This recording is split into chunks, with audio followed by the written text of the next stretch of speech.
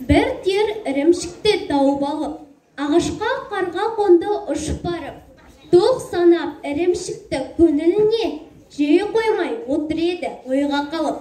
Қашаннан белгілі аңқау алақарға, нәсіпке бұйырмаған шара бар ма? Шұғатын шұғасыға болып себеп, ағашты түлкі залын аралар ма?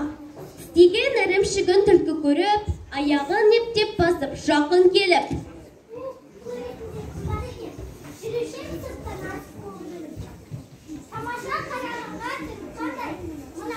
Мынау ойын мұрын қандай, гауһардай қанаттарың жарқырайды, келесті қалай біткен және маңдай.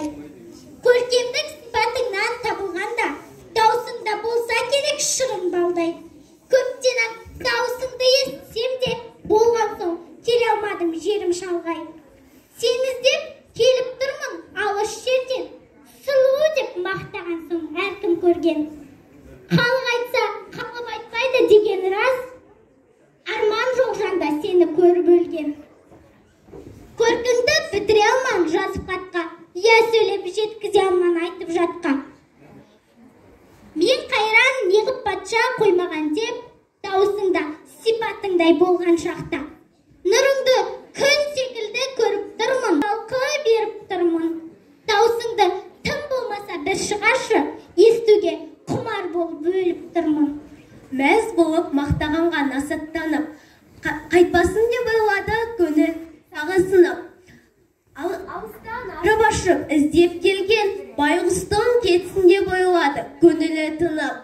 Өтірік мақтағанға қарға еріп, қар етті пәрменше жағын керіп, ірімшік қарқ кеткенде жерге түсіп, жеп алып түлкі итті жортып желіп.